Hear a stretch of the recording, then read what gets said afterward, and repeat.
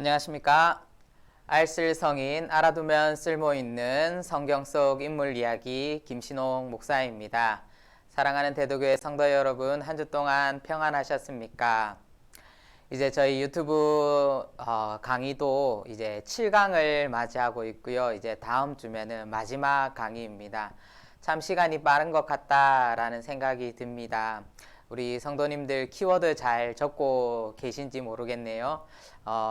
지난번 강의에 많은 성도님들께서 제 강의가 키워드가 어렵다 그렇게 말씀하셔가지고 이번에는 쉬운 키워드들로 이렇게 제가 하고 있는데 잘 키워드도 잘 적으시고요. 또 우리 강의도 잘 들어주셔서 또 우리 성경 속에서 많은 인물들을 통하여서 또 하나님의 뜻을 알아갈 수 있는 그런 시간들이 되었으면 좋겠습니다. 오늘도 저와 함께 오늘은 요나단에 대해서 한번 요나단이 어떤 성격을 가지고 있었는가, 또 여러 가지 사건들 속에 하나님께서 어떻게 요나단을 사용하셨는가에 대해서 함께 저와 알아보도록 하겠습니다. 교재를 보시면은요, 요나단, 우리 옆에 보면은 MBTI 성격 유형 ENFJ라고 나와 있습니다. E는 외향적 성격이고, N은 직관적, 그리고 F는 감정형의 성격입니다. 그리고 J는 판단형에 속하는 성격인데요. 그러면은 이 요나단, ENFJ의 성격이, 이 요나단이라는 이 성경의 인물 속 그리고 사건 속에 어떻게 잘 드러나고 있는가 한번 또 우리가 배워보도록 할 거고요. 우리 또 옆에 보면은 우리 사진을 보시면은 렘브란트의 이 다윗과 요나단의 이별이라는 그림이 있습니다. 우리 한 번쯤은 보신 분들도 있을 건데요. 이게 요나단이 이제 마지막 다윗을 만나서 위로해주고 작별해주는 그런 장면들을 담은 건데요. 다윗과 요나단 하면은 참 어떻게 보면은 가장 중요한 사건이고 중요한 장면인데요. 과연 이 장면도 또 어떤 상황 속에서 이렇게 나오게 되었는가에 대해서도 저와 함께 알아보도록 하겠습니다. 자, 우선 요나단의 인적 사항에 대해서 한번 알아보도록 하겠습니다. 우리 교재를 보시면은요, 첫 번째 요나단은 여호와께서 주신다라는 그런 이름을 가지고 있습니다. 그리고 사울과 아히노암 사이에서 태어난 장남입니다. 우리가 생각해 보면은 사울이 40세의 기름 부음을 받고 42세에 이제 전투에 실제적으로 참전하게 되는데요. 그때 우리 성경을 보면은 그때 요나단도 같이 전쟁에 참전했다라고 그렇게 기록되어져 있습니다. 이스라엘의 병력이 3천이 있었는데 사울은 2,000명의 병력을 거느리고 요나단은 1,000명의 병력을 거느렸다라는 것으로 보아서 요나단이 어느 정도 장성해 있는 것을 볼 수 있습니다. 우리가 이런 것을 유추해 보아서 아마도 요나단은 사울이 기름 부음을 받기 전에 태어난 자녀일 것이다 라고 우리가 알 수 있습니다. 그리고 요나단에게는 아들이 하나 있었습니다. 무비보셋이라는 아들이 있었는데요. 이 아들은 요나단이 50세 중반에 얻은 참 귀한 아들인데 이 아들에 대한 어떤 사건도 있습니다. 어떤 사건이냐면은 여러 가지 이제 왕권이 교체되는 그 시기 속에서 무비보셋과 그 가족들이 이렇게 도피하는 그런 시간들이 있었습니다. 그런데 이제 유모가 이 무비보셋을 잘못하여서 땅에 떨어뜨리게 됩니다. 그래가지고 이 무비보셋의 두 다리가 장애가 생겼다라는 것이 사무엘 하 4장 4절에 보면은 기록되어져 있습니다. 먼 훗날에 이제 다윗이 사울의 뒤를 이어서 왕이 되었을 때 요나단으로 인하여서 자신을 도와주고 자신을 정말 위로해줬던 그 요나단으로 인하여서 사울의 가문에 내가 은총을 베풀고 싶다 해서 사울의 가문에 남은 사람을 찾아보아라 했을 때 누가 남아 있었냐면 바로 이 요나단의 아들 무비보셋이 남아 있어서 이 다윗의 은총을 받게 되는 장면들이 성경에 기록되어져 있습니다. 차차 우리 생애 부분에서 또 함께 알아보면 좋을 것 같고요.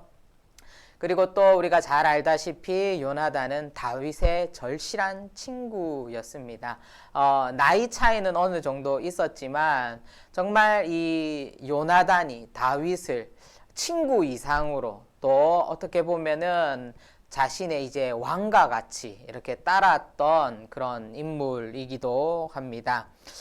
성경에 보면은 우정의 대표주자 했을 때 바로 이 다윗과 요나단을 또 우리가 떠올릴 수가 있고, 또 우리 성도님들께서 잘 아시는 찬양팀 찬양 사역하시는 분 중에서도 다윗과 요나단의 또 찬양이 참 주옥과 같은 그런 찬양들이 많은데요. 아마도 그런 우정에 관계된 이런 이야기들이 나올 때 꼭 이 두 사람은 등장하는 것 같습니다. 그리고 이제 요나단은 마지막 전투에서 사울과 함께 죽고 전사하고 장사되는 것을 우리가 볼 수 있습니다. 자, 이제 요나단에 대해서 간략하게 인적 상황에 대해서 알아보았고요. 우리 다음에는 이제 시대적 배경으로 한번 넘어가서 조금 더 어떤 상황에서 이들이 활동했는지에 대해서 알아보도록 하겠습니다. 자, 우리 교재 이번에 시대적 배경을 보시면은요, 요나단이 활동했던 시기는 바로 이스라엘의 첫 왕인 사울 왕이 통치했던 그런 시기였습니다. BC 1050년에서 1010년까지 그렇게 활동을 했었는데요. 이스라엘의 이 시기가 어떻게 보면은 참 과도기적인 그런 시기였습니다. 왜 그러냐면은 이제 이스라엘의 왕정이 막 시작되었던 그런 시기였습니다. 하나님께서 이스라엘이 하도 왕을 달라 해가지고 사울을 기름 부어서 왕으로 세웠는데 아직까지 어떤 국가의 그런 기틀이라던가 여러 가지 사회적 시스템이 이제 하나하나 자리를 잡아가고 있었던 그런 시기였습니다. 그런데 이런 시기 속에서 무엇인가가 외부의 어떠한 다른 나라의 침략이라던가 이런 부분들이 없으면 참 좋았겠지만 아쉽게도 거듭되는 외적의 침입이 있었습니다. 바로 블레셋이라는 그런 외적의 침입이 있었는데 이러한 외적의 침입도 막아야 되고 정치적 기틀도 마련해야 되니까 어떻게 보면은 사회적으로는 안정되어 있지 못한 그런 시대적 배경을 가지고 있었던 것이 바로 이 시기였습니다. 그리고 이뿐만 아니라 이스라엘이 또 하나님 앞에 이제 나라뿐만 아니라 또 다시 신앙적으로도 기틀을 세워야 되기 때문에 국가적으로 여러 가지의 사건들이 있었고 또 안정되어 있지 못한 그런 상황 가운데 이제 요나단이 활동했다라는 것을 우리가 참고해 주시면 좋을 것 같고요. 이 시기 때는 뭐 이스라엘이 블레셋뿐만 아니라 암몬과의 전쟁도 계속 끊임없이 일어나고 있었던 그런 시기인 것을 감안해서 이 요나단을 함께 보시면 더욱더 좋을 것 같습니다. 자, 이제 우리 다음으로 넘어가서 우리 요나단의 주요 생애에 대해서 저와 함께 알아보도록 하겠습니다. 요나단은 다윗을 만나기 이전과 다윗을 만난 후로서 이렇게 삶이 나뉘어지는 것을 우리가 볼 수 있는데요.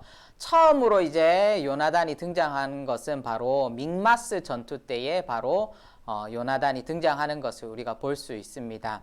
성경에 기록되어 있는 것을 보면은 바로 요나단의 첫 전투가 바로 믹마스 전투이고 이 믹마스 전투는 블레셋과의 전투라고 보시면 될 것 같습니다. 우리 성경에 보면은 나이가 어렸음에도 불구하고 1000명의 병사를 거느릴 만큼 어떻게 보면 실력도 좋았고 그리고 왕자의 신분으로서도 충분한 자질을 드러낸 전투였다라고 그렇게 묘사하고 있는데요. 이 전투가 일어나게 된 첫 번째 원인은 뭐냐면은요. 이제 블레셋이 이스라엘을 침공하기 위해서 이스라엘 진영 근처에 수비대를 세워 놓습니다. 그런데 이 수비대를 누가 공격하게 되냐면 바로 요나단이 공격하게 됩니다. 그래가지고 이제 이에 발끈하여서 블레셋이 이스라엘로 침공해서 쳐들어오게 되는데 이 쳐들어오는 이 상황 가운데서 성경에 보시면은요, 많은 이스라엘 백성들이 두려워하였다라고 해서 많은 군사들이 도망치는 장면이 성경에 기록되어져 있습니다. 자, 그런데 이스라엘 민족이라는 게 어떤 민족입니까? 하나님께 나아가는, 하나님을 믿는 민족이지 않습니까? 무엇을 하든지 간에 예배를 먼저 드려야 되고 제사를 먼저 드려야 됩니다. 이 믹마스 전투도 마찬가지였습니다. 전투에 앞서서 먼저 번제를 드리고 하나님 앞에 나아가려고 했습니다. 그래서 이때 당시에 활동하던 사사인 사무엘을 불렀습니다. 사무엘을 통하여서 와서 빨리 우리가 번제를 드리고 전투를 해야 된다 했는데, 백성들이 도망가는 그런 상황 속에 놓이자 요나단의 아버지인 사울이 사무엘을 대신하여서 급한 나머지 번제를 드리게 됩니다. 어떻게 보면 사울의 실수이기도 한데요. 번제를 드리는 실수를 저지르게 됩니다. 그런데 이스라엘이 이렇게 수적으로나 또 여러 가지 상황 속에서 어려운 환경 가운데 있었지만 요나단이 여기에서 탁 선포하게 됩니다. 어떤 선포를 하게 되냐면은 사무엘상 14장 6절에 이런 선포를 하게 됩니다. 여호와께서 우리를 위하여 일하실까 하노라. 여호와의 구원은 사람이 많고 적음에 달리지 아니하였느니라 라는 믿음의 고백을 하게 됩니다. 자, 이 믿음의 고백을 통하여서 블레셋과 이스라엘이 싸우게 됩니다. 결과는 어떻게 되었을 것 같습니까? 결과는 바로 이스라엘이 승리하게 되었습니다. 그런데 이스라엘이 승리하게 되었지만은 요나단이 죽게 되었습니다. 바로 이 전투와 이 번제를 드리는 이 상황 속에, 이 가운데 어떠한 사울의 명령이 있었습니다. 그것이 무엇이냐면요, 바로 사울이 금식 명령을 내렸습니다. 전쟁 속에서 사울이 맹세하는 장면이 나오는데, 그것이 사무엘상 14장 24절에 보면은 우리가 이 블레셋에게 보복하기 전까지 군사 중에, 백성 중에 아무것도 음식을 먹지 마라. 만약에 음식을 먹는 사람이 있으면 저주를 받게 될 것이다 라는 그런 맹세와 선포를 하게 됩니다. 그런데 이것을 누가 듣지 못하였습니다. 누가 듣지 못하였냐면 바로 사울의 아들인 요나단은 이것을 듣지 못하였습니다. 그리고 이 맹세에 대해서 어기게 되는데요. 성경에 보시면은 요나단이 자신의 지팡이 끝으로 꿀을 찍어 먹었다라는 그런 장면이 나옵니다. 꿀을 찍어 먹고 한 병사가 이렇게 요나단에게 오게 됩니다. 당신의 아버지가 아무 음식물도 먹지 말아라고 그렇게 맹세하였고 선포하였는데 당신은 듣지 못하였느냐라고 그렇게 물어보는 장면이 나오는데요. 그런데 요나단은 그 상황 속에서 이러한 대답을 하게 됩니다.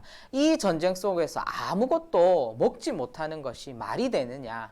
내가 이 지팡이 끝에 꿀을 살짝만 찍어 먹었음에도 내 눈이 밝아졌다는 것이 무엇입니까? 힘이 났다라는 겁니다. 싸울 용기가 생겼다라는 것이거든요. 이렇게 꿀을 찍어 먹었음에도 나에게 힘이 생기고 용기가 났는데 어찌하여 이 음식을 못 먹게 하느냐. 이렇게 해서는 안 된다 해서 요나단이 이 백성들을 이끌고 블레셋을 무찌르고 그 무찌르고 난 뒤에 어떻게 보면은 전쟁에서 얻게 된 양과 소를 이 백성들이 나누어 먹게 되는 그런 장면들이 나오게 됩니다. 그래서 사울이 자신의 아들이라 할지라도 내가 맹세한 만큼, 내가 저주한 만큼 벌을 내려야 된다. 그렇게 말하는 장면이 나오는데, 이 상황 속에서도 백성들이, 요나단이 변론한 것이 아니라 백성들이 이 요나단을 변론해 줍니다. 어찌하여서 이 요나단을 죽게 하겠느냐? 이 요나단을 죽일 수 없다. 이 요나단으로 말미암아 우리가 블레셋에서 크게 승리할 수 있었다라고 해서 요나단이 생명을 구원하게 되는, 생명을 다시금 얻게 되는 그런 장면들이 나옵니다. 자, 여기까지가 이제 믹마스 전투의 전반적인 내용입니다. 그리고 나서 이제 성경을 보면은요, 상황은 다시 다윗에게로 넘어갑니다. 다윗에게로 넘어가는데 그 장면이 무엇이냐면은 우리가 정말 잘 알고 있는 바로 다윗과 골리앗 사건이 이 믹마스 전투 다음에 성경에 기록되어지는 것을 우리가 볼 수 있습니다. 자, 우리가 잘 알다시피 다윗이 골리앗을 무찌르게 됩니다. 무찌르게 되고 이것을 지켜보고 있었던 요나단이 다윗에게 정말 이 큰 믿음과 이 용기를 통하여서 감동을 받게 되는데요. 그래서 성경에 보시면은 요나단은 다윗을 자기 생명과 같이 사랑하여 더불어 언약을 맺었다라는 그런 성경의 기록이 나옵니다. 그리고 나서 이것으로 끝나는 것이 아니라 요나단이 자기가 입고 있었던 겉옷, 그리고 자신의 군복, 칼, 활, 띠 이런 것을 다 다윗에게 줍니다. 이것이 무엇이겠습니까? 어떻게 보면은 요나단이 이 다윗을 인정한다라는 그 의미가 있겠지만 이 인정함은 훗날에 가서 어떤 의미로 우리가 해석하여 질 수가 있냐면요, 당신이 진정한 이 나라의 왕이다. 당신은 왕이 될 사람이다 라는 것을 인정하는 그런 어떤 예정이기도 한데요. 바로 이 요나단이 다윗에게 자신의 이 모든 것을 준 것은 내가 끝까지 당신을 따르겠다, 당신과 함께 하고 싶다라는 그런 의미도 그 안에 담겨져 있는 것입니다. 자, 이러한 계기로 이제 다윗과 요나단의 우정이 싹트게 됩니다.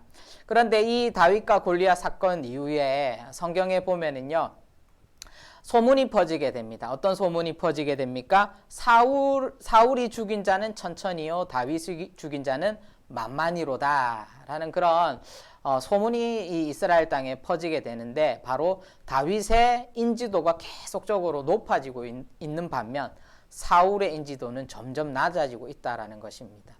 사울이 왕으로 있는데 일개 어떻게 보면은 한 목동인 소년의 인기가 계속 높아지고 있으니까 사울은 바로 다윗을 죽이려고 마음먹게 됩니다. 그런데 이 사울이 이 다윗을 죽이려고 하는 이 사이에 누가 있었냐면 바로 요나단이 있었습니다. 요나단은 끝까지 이 다윗을 변론합니다. 바로 다윗을 지켜주기 위해서 아버지인 사울을 끊임없이 설득하는 장면들이 성경 곳곳에서 등장하는데요. 그런데 그럼에도 불구하고 사울은 끝까지 다윗을 못마땅하게 여기고 죽이려고 합니다. 바로 사울에게 악기가 들어서 다윗에게 자신의 이 악기를 쫓아내어 달라라고 부탁해서 왔을 때도 순간 자신의 그 감정을 다스리지 못하고 창을 던지는 그런 장면들도 성경에 기록되어져 있는데요. 자, 이러한 상황들 속에서 몇 번이건 이 사울이 다윗의 이 오해를 풀려고 했던 그 순간순간들 속에는 바로 요나단이 있었다라는 것을 우리는 기억해야 하는 것입니다. 자, 이런 일들이 이제 있고 난 후에 끝내는 다윗과 요나단이 작별을 하게 됩니다. 자, 이들의 작별을 이제 성경이 기록하고 있는데, 제가 앞서 보여드린 그 렘브란트의 사진, 렘브란트의 그림이 바로 이 작별을 그린 바로 그림입니다. 사무엘상 20장 42절에 보면 이렇게 기록되어져 있습니다. 요나단이 다윗에게 이르되 평안히 가라. 우리 두 사람이 여호와의 이름으로 맹세하여 이르기를 여호와께서 영원히 나와 너 사이에 계시고 내 자손과 내 자손 사이에 계시리라 하였느니라 하니 다윗은 일어나 떠나고 요나단은 성읍으로 들어가니라 라는 이런 장면들도 나오고, 또 사무엘상 23장에 보면은 사울이 이제 다윗을 죽이기 위해서 계속 쫓는 그 장면 가운데서 10황무지 숲을 가운데 이렇게 머물게 됩니다. 그런데 그때에도 요나단이 다윗을 만나서 격려하는 장면이 있는데요. 사무엘상 23장 17절에 보면은 이렇게 나옵니다. 곧 요나단이 그에게 이르기를 두려워하지 말라. 내 아버지 사울의 손이 내게 미치지 못할 것이요. 너는 이스라엘 왕이 되고 나는 내 다음이 될 것을 내 아버지 사울도 안다 하니라 라고 그렇게 기록하고 있습니다. 이후에 사무엘상 31장을 보면은 블레셋과의 전투에서 사울을 비롯하여서 요나단도 죽음을 맞이하게 되는 그런 장면까지가 바로 이 요나단의 생애인데요. 보면은요, 참 이 요나단의 일생 가운데 이 다윗과의 이 우정을 지키기 위해서, 정말 이 신의를 지키기 위해서 애쓰고 노력했던 그런 이 요나단의 모습이 참 어떻게 보면은 우리 교회 공동체 안에서도 본보기가 되는 그런 하나의 모델일 것 같은데요. 이제 우리 다음 장에는 이러한 사건들 속에 바로 이 요나단의 성품이 어떠한지에 대해서 조금 더 알아보도록 하겠습니다. 자, 우리 교재 4번을 보시면은 요나단의 성품에 대해서 나와 있습니다. 우리 첫 번째로 보시면은 2,000명이라고 되어 있는데 1,000명입니다. 수정해 주시길 바랍니다. 1,000명의 군사를 지휘하여 블레셋의 수비대를 격파할 정도로 군사력이 리더십이 뛰어난 사람이다라는 것을 우리가 알 수 있고요. 그리고 두 번째 보면은 사울이 블레셋과의 전쟁에서 뒤로 물러나 있을 때 구원은 하나님께 있음을 믿고 블레셋에 대항할 만큼 굳건한 믿음과 용기를 지닌 자이다. 바로 하나님을 온전히 의지하여서 나아갔던 그런 요나단의 믿음에 대해서 우리가 한번 볼 수 있었던 장면입니다. 그리고 3번에 보시면 사울 왕의 금식령을 어겨 죽게 되었을 때 백성들의 변호로 생명을 구하게 될 만큼 덕망과 지도자적 자질을 갖춘 자이다. 어떻게 보면은 사울보다 요나단이 왕으로서의 자질은 더 이렇게 갖추고 있었다라는 것을 우리가 볼 수가 있는데요. 자, 이런 것이 바로 요나단의 성품입니다. 자, 네 번째로 사울이 다윗을 죽이려 할 때 부자간의 정에 얽매이지 않고 불의에 대하여 항변할 만큼 정의로운 자였다라는 것을 알 수 있는데요. 보통 역사 속에서 자신의 가문을 이어가야 되는 상황 하나와 또 사람을 선택해야 되는 그런 상황 하나가 있다 했을 때 대부분의 역사는 가문을 선택하는 쪽으로 이렇게 선택하게 되는데 요나단은 그렇게 하지 않았다라는 것이죠. 자신의 가문, 왕의 그 가문을 이어가기보다는 사람을 선택했고 하나님의 뜻을 따라갔다라는 것을 우리가 볼 수 있고요. 5번에 보면은 자기의 생명까지도 불사하고 친구 다윗을 살려주고자 애쓸 만큼 신이 있는 자였다. 바로 상황 속에서 무엇보다도 자신의 어떠한 왕위 계승과 그러한 정치적인 면보다 사람을 우선시하는 그런 요나단의 성품을 볼 수 있습니다. 자, 6번에 보시면 왕자인 자기가 왕이 되지 못하고 다윗이 왕이 된다는 사실을 알고도 시기하지 않고 다윗을 왕으로 세우는 하나님의 섭리에 순응할 만큼 겸손하고 순종적인 자였다. 바로 요나단은 왕자의 신분에 있었습니다. 아무것도 하지 않아도 자연스럽게 사울을 이어서 왕이 될 수도 있었지만 그 상황 속에서 하나님께서 사울을 패하시고 다윗을 왕으로 세우려고 하셨을 때도 그것에 대해서 겸손하게 받아들이고 순응하고 오히려 다윗을 도와주는 그런 모습을 우리가 볼 수 있는 그런 요나단의 성품을 볼 수 있는 대목이 있습니다. 그리고 보면은 다윗이 도망 다닐 때도 그를 항상 위로하고 격려해 준 것으로 모아서 이 요나단에게는 긍휼함과 자비가 넘치는 그런 성품과 성격을 지녔다라는 것을 우리는 알 수 있습니다. 자, 이러한 요나단의 성품은요, 바로 MBTI 유형 중에 ENFJ 유형과 참 많이 닮아 있습니다. ENFJ 성격의 장점 및 특징은요, 온화하고 상냥한 성격을 가지고 있다.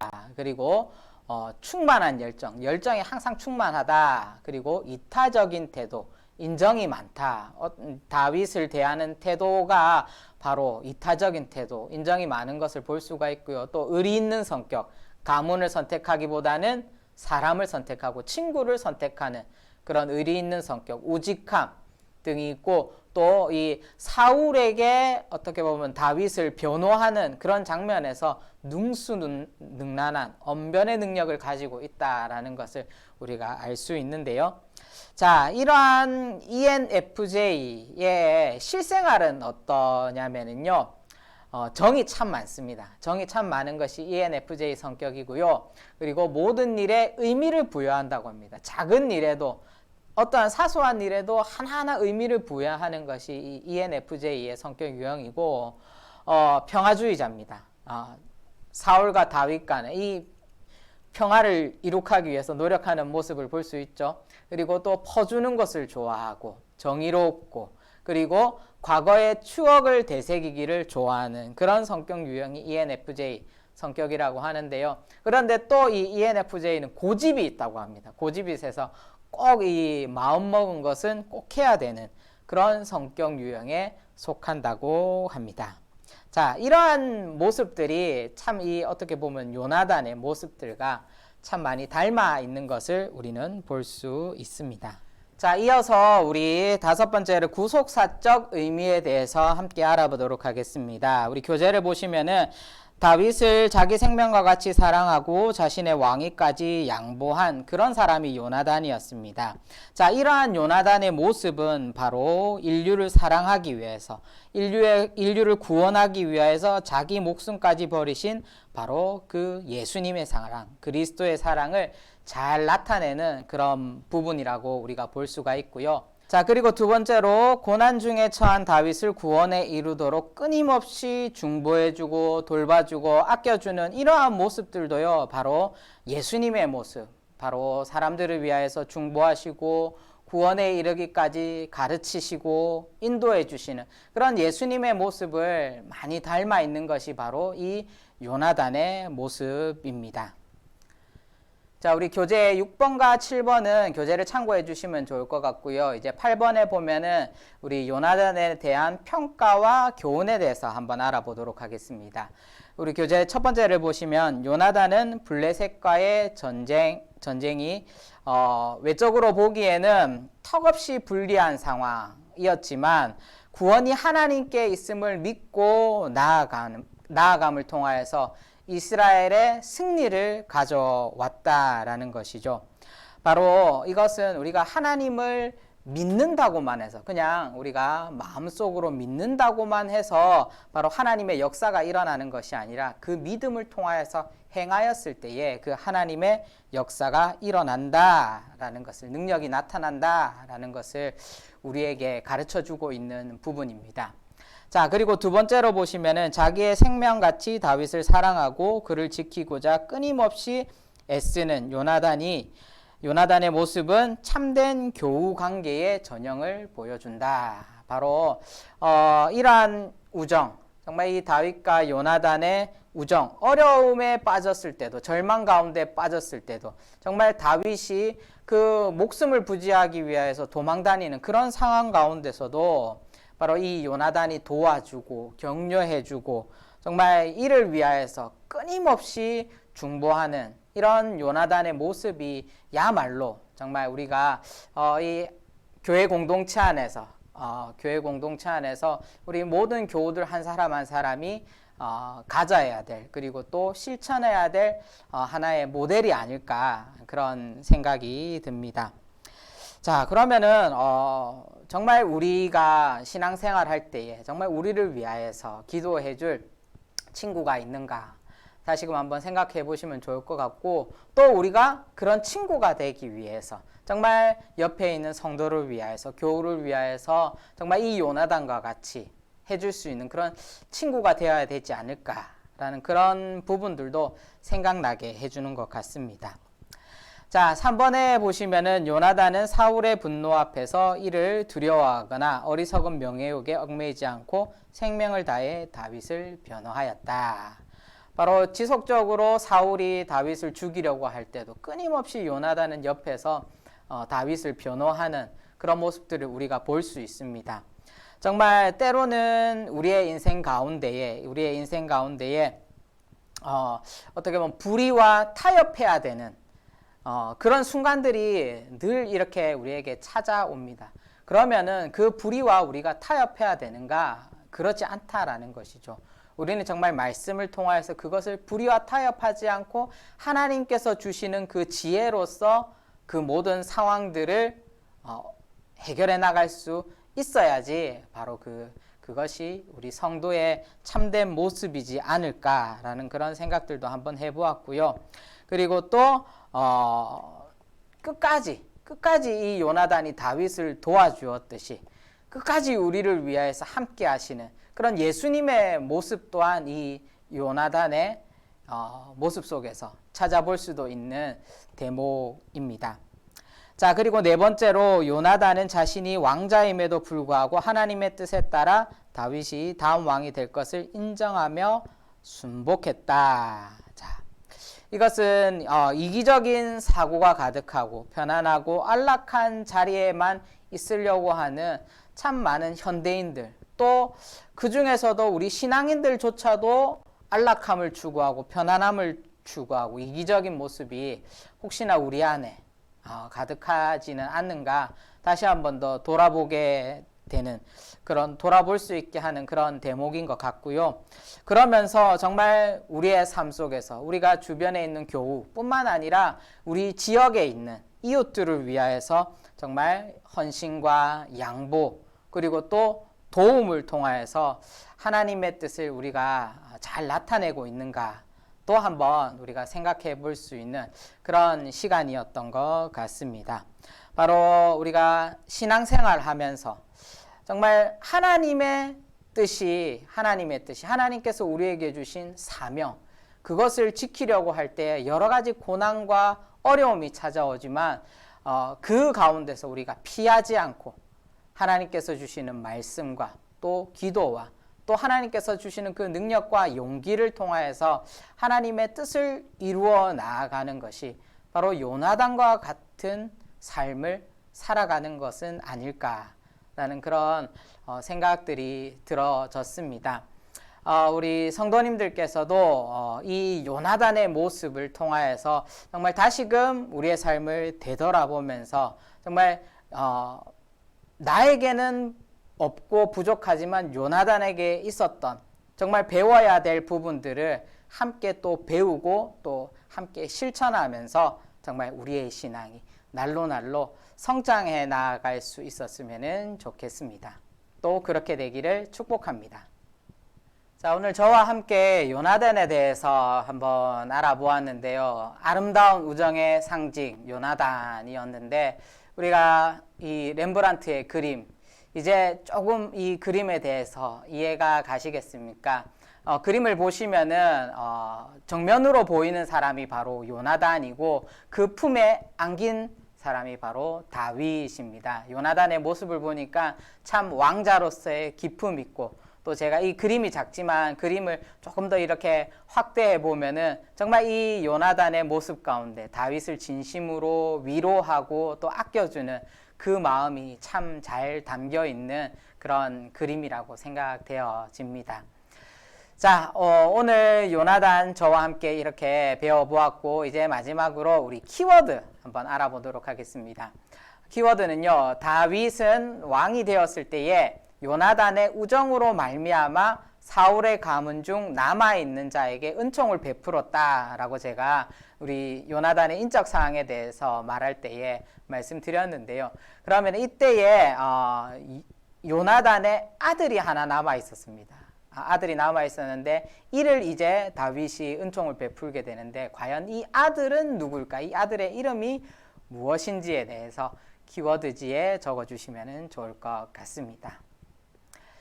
자, 이제 오늘 요나단 키워드까지 다 해보았고요.